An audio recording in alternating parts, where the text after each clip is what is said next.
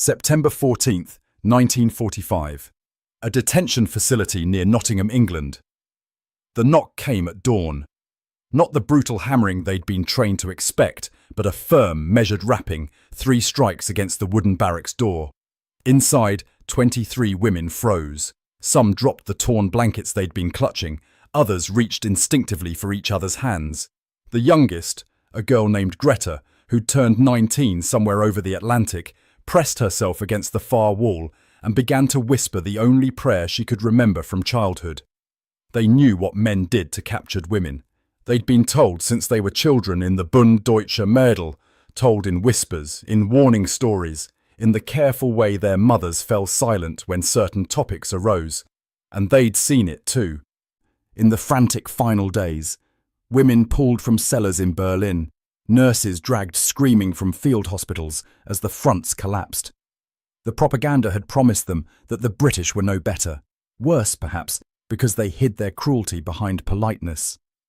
"Entkleiden," Liesl murmured, her voice cracking. "They'll make us strip. For inspection. For—" "We won't," someone else hissed. "We won't take our clothes off."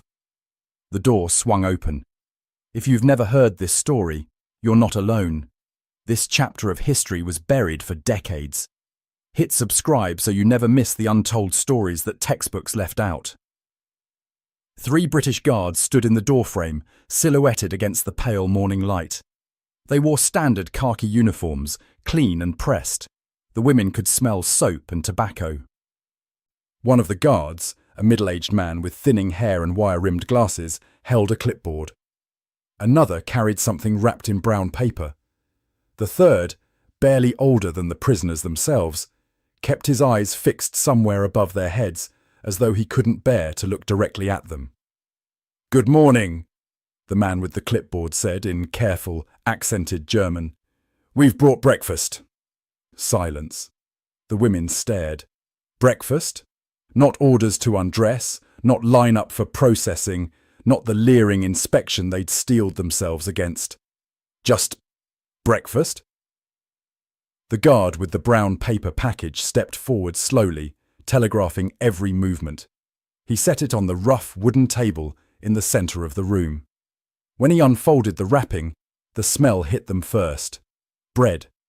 Real bread. Still warm. With a golden crust that had somehow survived the rationing that gripped all of Britain.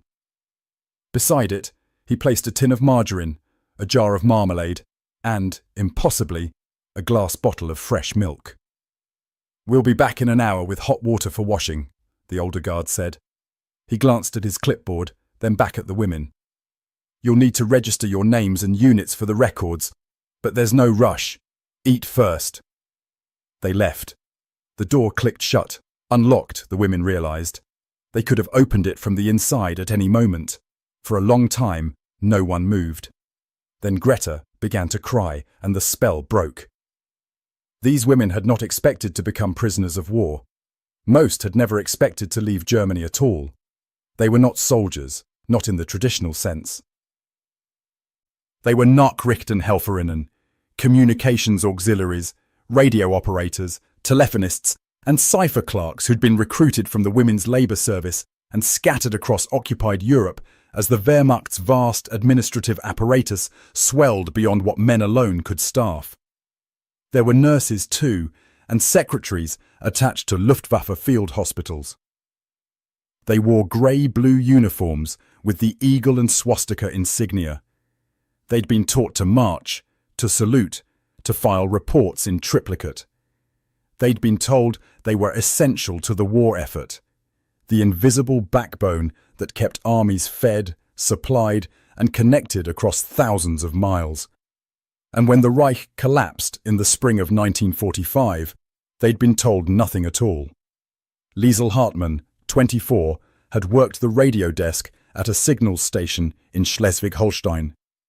She'd spent her days transcribing weather reports and supply requisitions in a cramped room that smelled of machine oil and stale coffee. When British troops rolled through on May 6th, 2 days before the official surrender, she and 14 other women had simply stood up from their desks, hands raised, and waited. No firefight, No dramatic last stand. Just the quiet surrender of people who understood the war was over. Margaret Fisher, 31, had been a surgical nurse in a field hospital outside Hamburg. She'd amputated gangrenous limbs by candlelight, held boys' hands while they died of sepsis, and learned to sleep through the sound of shells. When the fighting stopped, she'd walked out into the hospital courtyard, still wearing her blood-spattered apron, and asked the first British medical officer she saw if she could keep working. He'd said no. Greta Schultz, 19, had worked in a communications bunker beneath Berlin for 3 months before the city fell. She'd typed orders she didn't understand and forwarded messages about divisions that no longer existed. On April 30th, when someone whispered that the Führer was dead, she'd felt nothing, just a vast, echoing numbness. The Russians came 5 days later. She'd fled west with a column of refugees, walked 200 miles in boots that disintegrated around her feet, and finally collapsed at a British checkpoint near Lübeck. They'd given her water. She'd told them everything. By August, nearly 3,000 German women from various auxiliary units had been rounded up across the British occupation zone. Most would be repatriated within months, sent back to a shattered Germany to fend for themselves. But a few hundred, those who'd worked in sensitive communications roles, who might possess intelligence value, or who'd been captured in territories that required further processing, were shipped west. To Britain. The crossing had been a nightmare painted in shades of grey. They'd boarded a transport ship at Cuxhaven on a morning thick with fog. No one told them where they were going. Rumours swirled. America, Canada, England, Scotland, or perhaps just the bottom of the North Sea, a convenient solution to the problem of what to do with women who'd served the enemy. They were herded below deck into a cargo hold that still smelled of the ammunition crates it had carried on the voyage east. 200 women packed into a space meant for freight. The air grew thick and hot. Someone vomited, then someone else. Soon the smell was unbearable. "I thought we'd drown," Liesl would write years later, "or suffocate. Either way, I couldn't imagine arriving anywhere alive." But they didn't drown. After 36 hours of rolling seas and rising panic, the engines changed pitch. The ship slowed. Through the gaps in the deck above, they heard gulls, the first birds they'd heard in days. Then voices in English, sharp and efficient, calling out numbers and coordinates. The ship bumped against a dock. A hatch opened. Light poured in. "Up! Everyone up! Single file!" They climbed a narrow ladder into the shocking brightness of an English afternoon. The port, they'd learned later it was Harwich, stretched before them. Cranes, warehouses, men in uniform moving with the purposeful chaos of any military logistics hub. But it was the abundance that struck them silent. Trucks lined up bumper to bumper, their beds piled with crates of supplies, mountains of coal, stacks of timber. And beyond the port, through the gaps between buildings, they glimpsed green fields. Actual green, not the cratered, shell-blasted grey they'd grown accustomed to. Germany was starving. Here, even the gulls looked fat.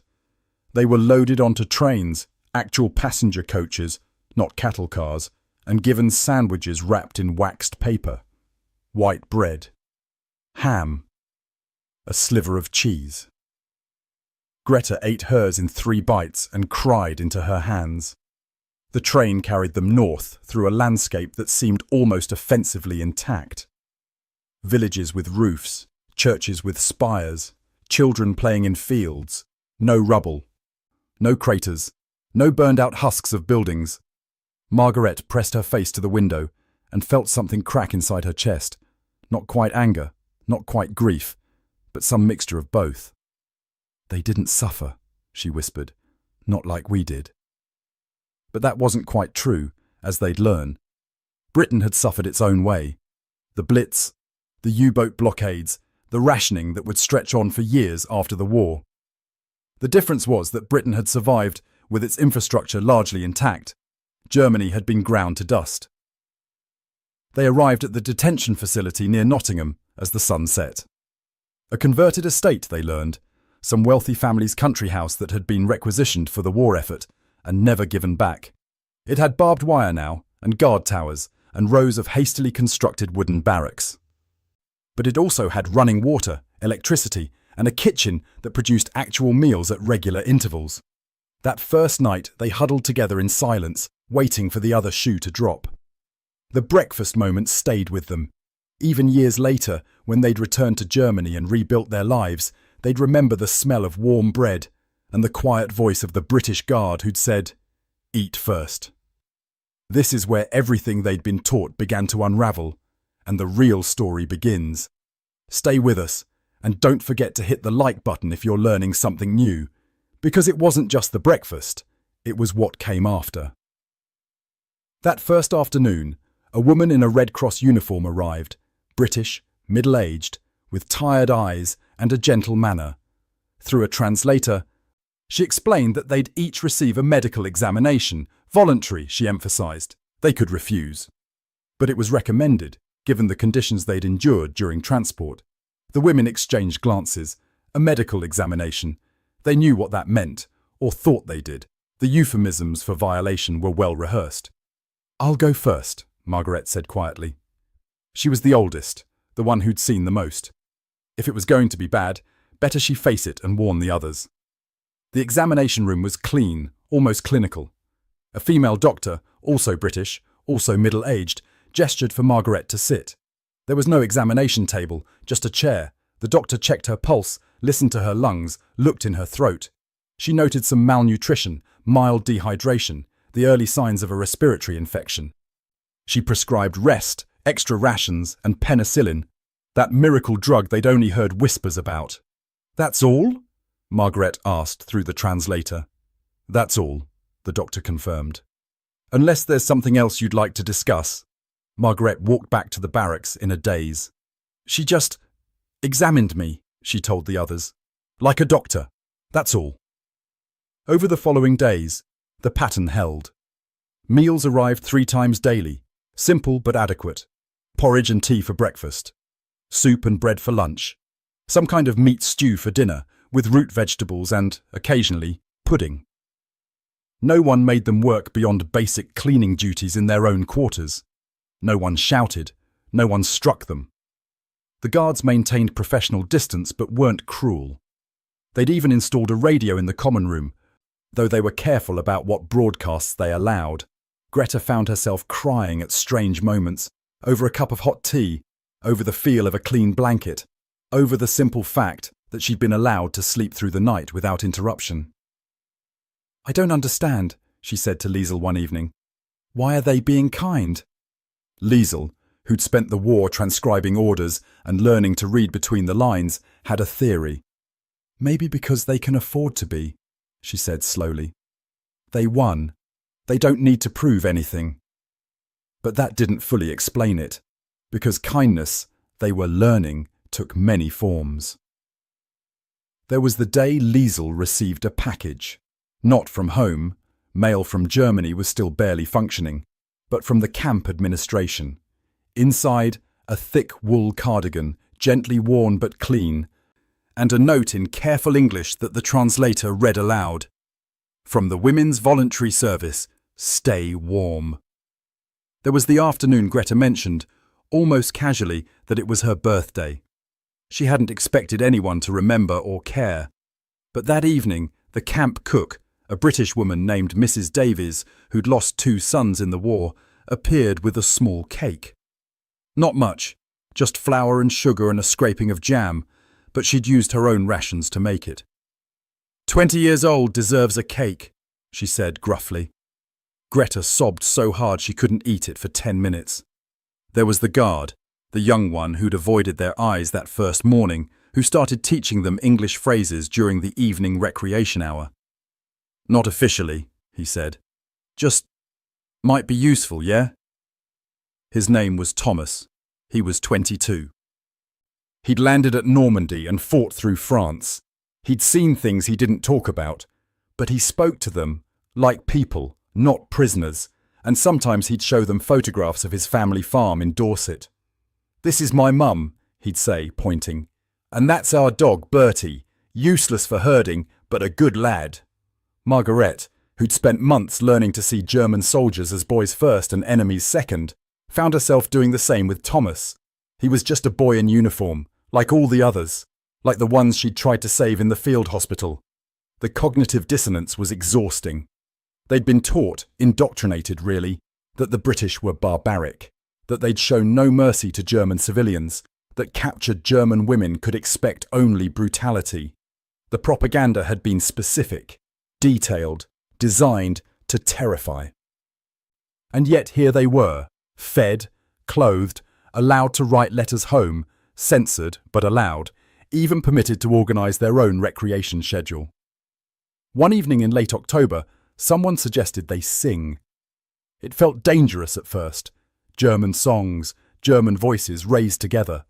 Would the guards burst in, accuse them of sedition? But they sang anyway, quietly at first, then with growing confidence.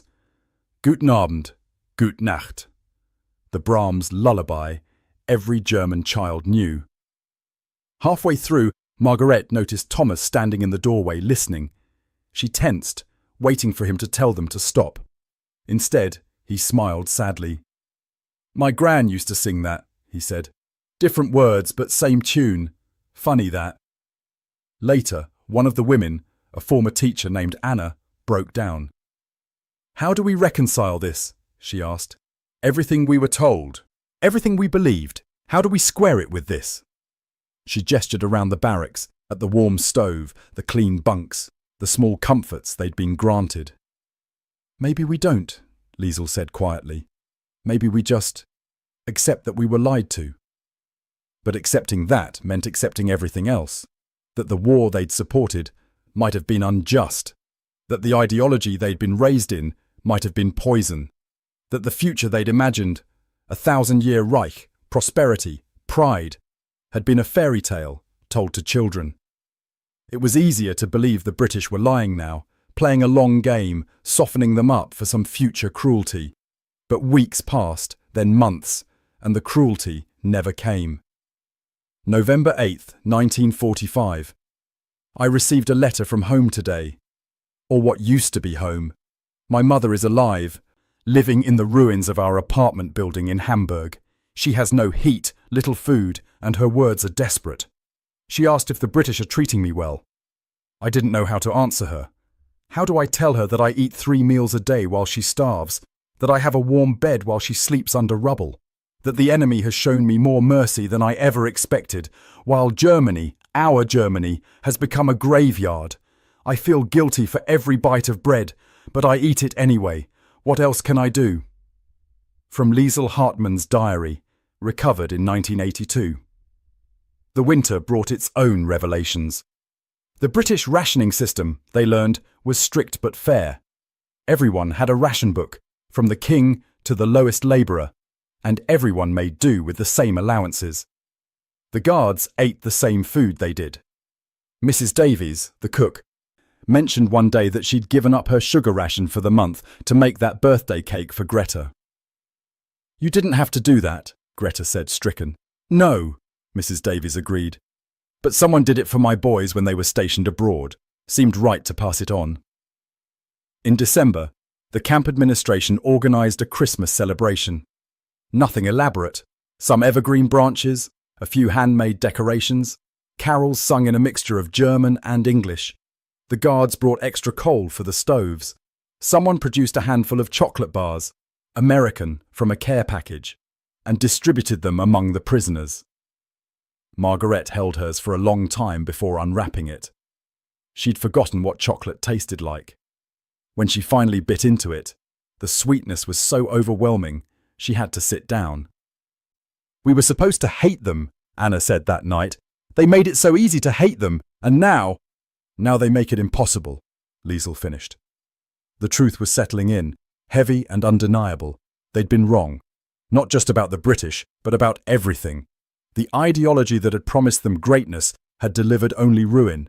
The propaganda that had warned them about enemy savagery had been projection, a description of what Germany had done, reflected back as accusation. And the men who told them these lies were either dead or in hiding, leaving them to pick through the rubble of their beliefs alone. Repatriation began in the early spring of 1946. They were processed in groups, given documents, a small amount of money, and transport back to Germany. Many of them didn't want to go. Britain, even in its rationed austerity, was safer than Germany, where starvation and chaos still reigned. But they had no choice.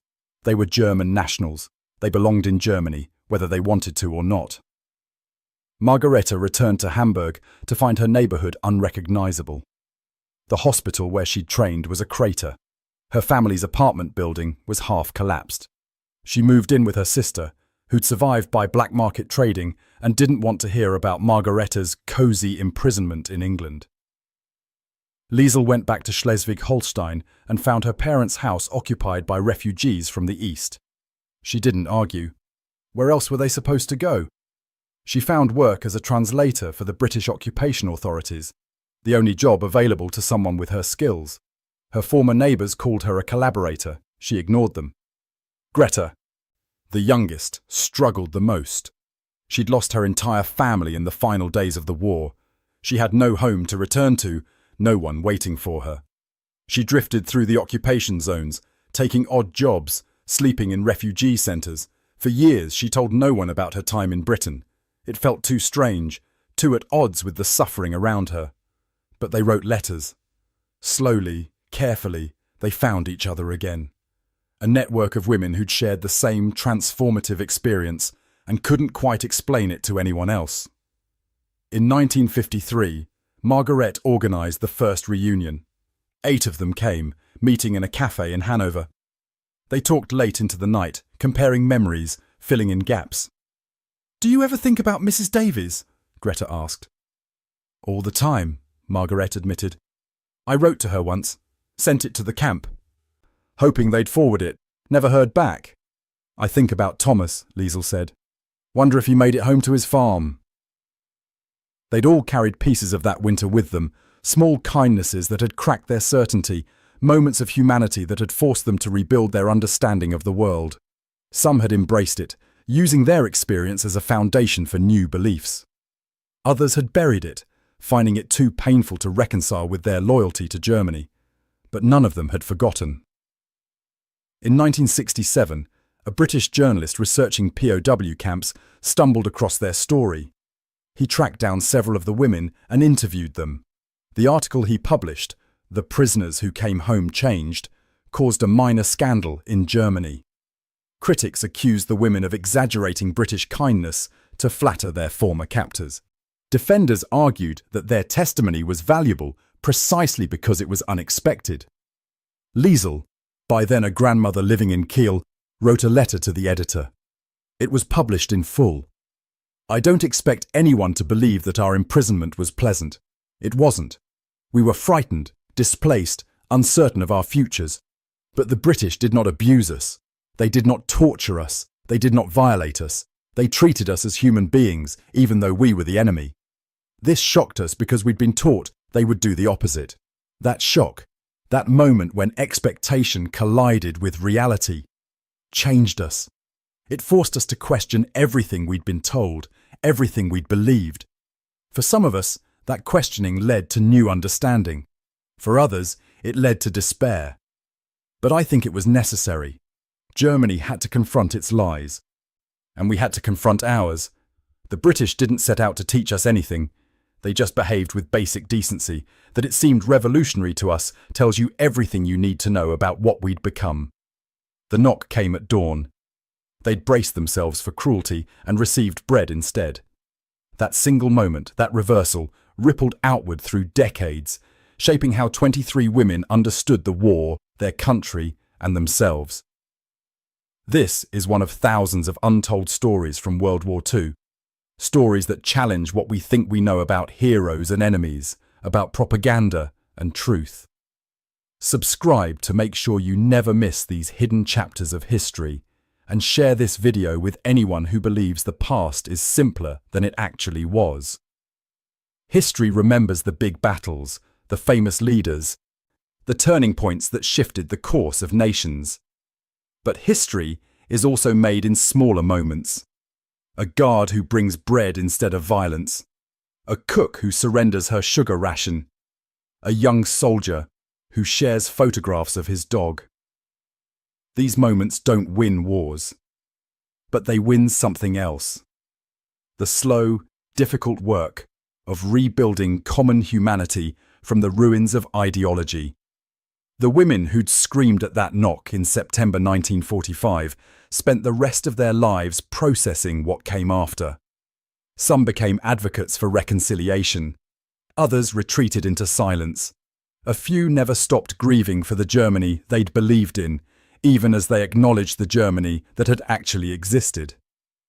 But all of them carried the memory of that morning, the moment when fear met kindness, when expectation shattered against reality, when the knock on the door brought not violation but breakfast. And in that moment, small, unremarkable, buried in the footnotes of history, everything changed. What happened in that barracks near Nottingham wasn't unique. Similar scenes played out in POW camps across the Allied territories, wherever captured enemies were treated according to the Geneva Conventions rather than vengeance. But each instance mattered. Each reversal of expectation planted a seed. Some of those seeds grew into broader understanding. Others withered, but they were planted nonetheless. Germany spent decades after the war grappling with its past, confronting the lies it had told itself, excavating the truth from beneath layers of propaganda. That reckoning didn't start in courtrooms or parliaments. It started in moments like these, in the cognitive dissonance of prisoners who'd expected brutality and received bread, in the slow collapse of certainty, in the painful reconstruction of morality from first principles. The British guards who knocked on that door probably never thought about it again. It was routine for them. Just another morning, another group of prisoners, another meal delivered. But for the 23 women inside, it was the beginning of everything. The beginning of doubt, of understanding, of the long journey back to a humanity they'd been taught to abandon. 79 years later, most of those women are gone. Margaret died in 1998, Liesel in 2003, Greta in 2011. Their children and grandchildren carry fragments of their stories, sometimes unsure what to do with them. How do you inherit the memory of a moment that undid everything your grandmother believed? But the story persists because it has to, because the knock on the door keeps coming in different forms, in different conflicts, wherever ideology tries to paint the enemy as inhuman. And the answer to that knock, whether it brings violence or breakfast, vengeance or mercy, still shapes the world we wake up to. They'd shouted, "We won't take our clothes off," braced for violation, certain of cruelty, prepared to resist the only way they knew how. Instead, they got bread, and that changed everything.